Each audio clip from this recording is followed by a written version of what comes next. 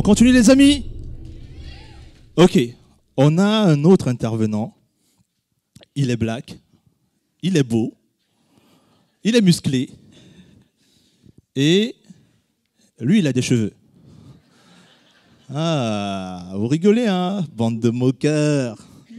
Alors, Alina, il s'agit d'Ibrahima Sidi, que j'ai rencontré aussi cette année, quelqu'un d'exceptionnel, il est jeune, et il va nous parler de la réussite, parce que c'est un producteur, reporter, vidéaste, il est brillant, et c'est tellement beau de voir quelqu'un qui brille et nous présenter son talent.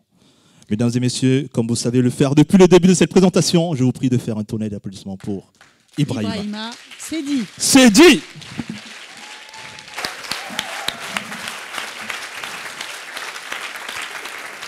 Comment combattre les méchants? C'est le titre de sa conférence. Ça, c'est la plus belle réussite de ma mère.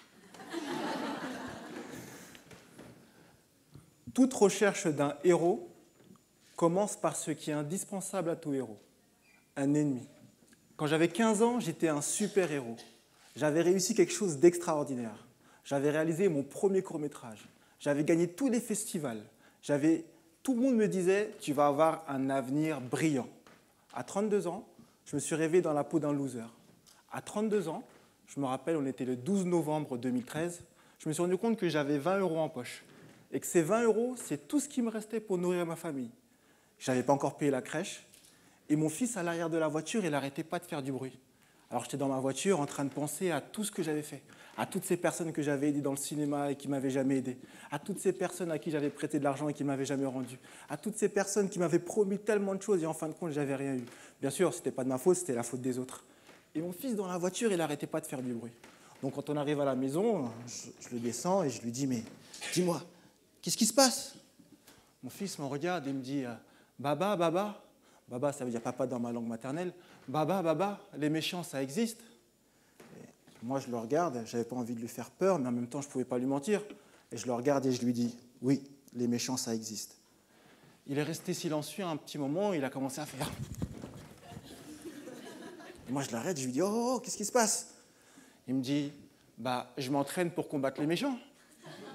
Parce que si je deviens fort, j'aurai plus peur des méchants. Et là, je le regarde, et dans mon cœur, ça fait boum. Ce gamin, il a 3 ans, et quand il a peur, il s'entraîne pour combattre les méchants. Alors que moi, je suis un adulte, je suis grand, je suis plutôt beau, comme Didier l'a dit. J'ai un peu de muscle, je fais des sports de combat, mais j'ai peur de ma banquière. À force que la banquière m'appelle, j'avais fini par noter banque sur mon téléphone, et quand ça sonnait, je faisais « Allô ?» Monsieur Sidi, ici la banque. Il y a un problème sur votre compte. Ah bon? Alors, je me suis dit, mais c'est pas possible, tu ne peux pas passer ta vie comme ça. Tu as 32 ans, et qu'est-ce qui s'est passé entre le gamin de 15 ans qui a fait un court-métrage où tout le monde se disait, mais t'es le futur Spielberg, t'es le futur réalisateur noir français, parce qu'il ne savait pas comment m'appeler, parce qu'il n'y a pas encore de Spielberg noir à l'époque. Et du coup, je me suis dit, il faut que tu réfléchisses. Alors j'ai commencé à regarder tous les films que je pouvais. J'ai commencé à lire tous les bouquins que je pouvais. J'ai commencé à apprendre à coder, j'ai commencé à apprendre à faire du montage. J'ai commencé à parler à des leaders, j'ai rencontré des spécialistes dans énormément de domaines. Et je me suis rendu compte d'une chose, c'est que tout ça, il n'y a aucune différence entre les films que l'on regarde et la réalité que l'on vit. Aucune différence entre affronter un dragon et demander à son boss une augmentation. Le dragon crache des flammes, votre boss vous fait peur. Alors j'ai commencé à me poser plein de questions. Et j'ai découvert 3 méthodes et un principe très simple qu'on peut utiliser tous les jours pour combattre les méchants. 3 méthodes et un principe très simple que vous pouvez utiliser dès à présent dans votre vie. C'est ce que j'ai utilisé pour sortir de la galère financière dans laquelle j'étais. Mais comme c'est un pouvoir très puissant, j'ai peur que vous deveniez des super méchants. Alors on va faire un pacte. Mettez votre main gauche sur votre cœur, levez votre main droite, regardez votre voisin de gauche et votre voisin de droite pour voir s'il ne triche pas. Hein? Parce que j'en connais là-bas qui trichent. Répétez après moi. Un grand pouvoir implique de grandes responsabilités. Vers l'infini et au-delà. Je vais donner tout. Et tout mon argent à Ibrahima.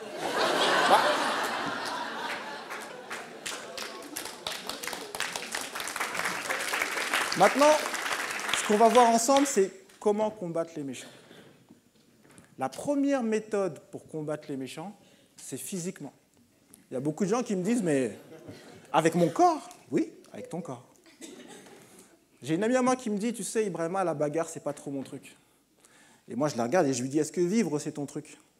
Parce que si quelqu'un te coince dans un coin quand tu rentres chez toi et que tu n'as pas couru depuis les cours de PS, ça va être très difficile. Alors oui, apprendre à se défendre, c'est extraordinaire. Mais parfois, vous n'êtes pas obligé de savoir vous battre. Votre attitude montre au monde vos aptitudes. Si vous marchez comme quelqu'un qui a de l'argent, si vous parlez comme quelqu'un qui a de l'argent, les gens vont penser naturellement que vous avez... Qui connaît ici Bernard Madoff? Il y a beaucoup d'escrocs dans la salle. Hein. Bernard Madoff a escroqué l'équivalent de 50 milliards de dollars. Pourquoi? Parce que Bernard Madoff marchait comme quelqu'un qui a de l'argent, parlait comme quelqu'un qui a de l'argent, et les gens ont pensé naturellement qu'il avait... Il n'en avait pas, ça c'était ça. Alors, la première chose pour combattre les méchants, c'est votre corps. Et vous allez me dire, on ne peut pas toujours être présent. Et c'est ce qui est arrivé à Margaret Thatcher. Margaret Thatcher était la première femme Premier ministre du Royaume-Uni. Elle était physiquement présente en France à commémorer la chute de la fin de la guerre froide, et pas dans son pays à se défendre. Personne n'aurait bougé devant la Dame de Fer si elle était physiquement présente. Mais vous allez me dire, je ne peux pas toujours être présent. Les gens qui complotent contre moi le font dans mon dos. Je vais vous donner un exemple parfait. J'ai un ami à moi dans un travail où j'étais il y a quelques années. On avait un énorme problème, c'est que dans cette entreprise, il y avait très peu d'endroits pour manger. Certains mangeaient devant leur bureau, d'autres dans des salles de réunion, au milieu de l'open space. Et tous les jours, quelqu'un prenait sa chaise. Et il mettait un quart d'heure à retrouver sa chaise, 5 minutes à trouver le bon réglage pour pouvoir commencer à travailler. Alors je lui ai dit, mais j'ai appris les 3 méthodes, et il a collé un petit post-it sur sa chaise, et il avait marqué « pas touche » sur la chaise. Et il est parti. Et moi, d'où j'étais, j'adorais observer cette scène. J'ai observé sa chaise, et les gens s'approchaient, et dès qu'ils voyaient « ah, pas touche », non, pas cette chaise, je vais plutôt prendre celle-là. C'est comme si physiquement, elle était là, en train de dire « pas touche à ma chaise ». Sur les 50 fois qu'il a fait ça, sa chaise a été prise qu'une fois. Une seule et unique fois. Vous allez me dire qu'est-ce qu'il a fait dans ce cas-là? Dans ce cas-là, il a utilisé la deuxième méthode. La deuxième méthode pour combattre les méchants, c'est mentalement. Est-ce que certains d'entre vous pensent ici que Batman est plus intelligent que le Joker? Levez la main. Ah, vous avez raison. C'est rare, ça. La plupart du temps, les gens pensent que Batman est plus intelligent que le Joker, alors qu'en réalité, Batman est moins intelligent que le Joker. Mais le Joker a tellement de failles mentales que Batman les utilise pour le vaincre. Mon collègue, il est parti voir la personne qui avait pris sa chaise, et il lui dit « Excuse-moi, qu'est-ce que tu n'as pas compris dans « pas touche » ? Pas ou touche? Quand vous dites à quelqu'un « Qu'est-ce que tu n'as pas compris dans », ça le heurte. Moi, d'où j'étais, je pouvais voir la personne se recroqueviller sur sa chaise. C'est comme quand vous envoyez un mail à quelqu'un et vous lui dites « merci de ». Ou le fameux ASAP, qui veut normalement dire « quand tu peux ». Sauf que dans le monde moderne, c'est devenu « maintenant, tout de suite, bouge ton cul, je veux ta réponse tout de suite ». Les attaques mentales se déplacent pas forcément dans l'espace, mais aussi dans le temps. Si vous dites à un gamin de 3 ans « t'es nul, t'es nul, t'es nul », vous n'allez pas simplement heurter l'enfant, vous allez heurter aussi l'adulte qui va devenir. Idriss Aberkan dit quelque chose d'extraordinaire. Il dit « quand on vous montre une formule mathématique, votre cerveau vous dit « n'essaye même pas ». Alors que peut-être que ce serait, aujourd'hui en tant qu'adulte, vous pourriez comprendre cette formule mathématique, et ça pourrait être l'argument que vous avez pour vaincre votre dragon et demander à votre boss une augmentation.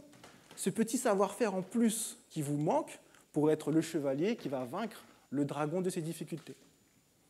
Mon collègue, extrêmement intelligent, il a travaillé sur ce qu'on appelle l'aspect. Si vous marchez comme quelqu'un qui a de l'argent et vous ressemblez à quelqu'un qui a de l'argent, il m'a aussi dit que ce serait intéressant qu'on partage ça avec des élèves, parce que j'avais des élèves à l'époque et je leur disais « travaillez votre aspect pour ne pas ressembler à des suspects ». Et là, d'où j'ai grandi, c'est vraiment important de ne pas ressembler à un suspect. Mon collègue, avec son problème de chaise, avait prévu une contre-offensive, au cas où la chaise, la personne ne comprenait pas ni les attaques physiques ni les attaques mentales.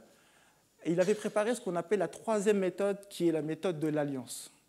L'alliance, et ça c'est vraiment important, c'est pas faire quelque chose avec quelqu'un. Quand vous créez une alliance avec quelqu'un, vous lui donnez quelque chose sans rien attendre en retour. C'est ça, une véritable alliance. Il y a des alliances qui sont extrêmement dangereuses. Faites attention aux gens avec qui vous vous alliez. Mais par contre, il y a des alliances qui sont extraordinaires. Par exemple, le meilleur exemple que je peux vous donner, c'est aujourd'hui. Le grand sommet de la motivation. Didier Gélanor nous a fait un énorme don, sans rien attendre en retour. Il nous a donné une chance à nous, qui n'avons pas encore la chance de rencontrer des publics extraordinaires comme vous, de pouvoir venir ici et de partager avec vous nos expériences. Vous avez pour l'instant vu Nathalie, Eric, Emmanuel et Betty, mais vous n'imaginez pas tous les autres super-héros qui vont arriver. Il y a même certains d'entre eux qui viennent d'une autre planète, ils viennent du Canada et du Québec, mais vous verrez, ils sont super aussi. Et vous aurez peut-être même la chance de voir le boss de fin, Didier Gélanor, lui-même sur cette scène. Les alliances sont extraordinaires. C'est ce qui a poussé l'humanité à passer de simple animal au sommet de la motivation et au sommet de la survie. Là, vous êtes au sommet de la motivation, à vous de passer au sommet de la survie. Quand vous avez créé des alliances, maintenant que vous avez compris ce principe-là, je vais vous donner le dernier principe. 3 méthodes et un principe. Sans ce principe, aucune des 3 méthodes ne fonctionne. Et ce principe est très simple. Quand vous combattez un ennemi, il faut toujours lui laisser une porte de sortie. Je répète, quand vous combattez un ennemi, il faut toujours lui laisser une porte de sortie. Sun Tzu, dans l'art de la guerre, nous dit « laissez une porte de sortie à votre adversaire, parce que s'il sait que vous allez massacrer femmes, enfants et toutes les personnes qu'ils aiment, Sun Tzu nous dit que votre ennemi va vous affronter avec ce qu'on appelle l'énergie du désespoir. Et l'énergie du désespoir est une énergie extrêmement puissante. Et le fait de laisser une porte de sortie à vos adversaires, c'est le meilleur moyen de ne pas devenir des super vilains. Parce que n'oubliez pas, si vous devenez des super vilains, vous devrez me donner toute votre... Ah, il y a certains qui aussi... Comme je le dis toujours, la vie est un cadeau et c'est ce que vous en faites qui en dit plus sur qui vous êtes que ce que vous possédez. Kiffez votre vie, vivez votre vie, soyez authentique comme Betty et dans tous les cas, j'espère que vous allez passer une extraordinaire journée parce que franchement, aujourd'hui, je suis au sommet moi aussi. Merci à vous. Ibrahima.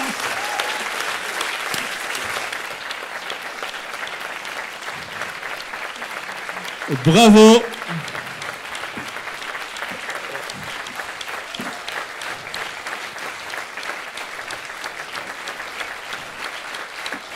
Bravo.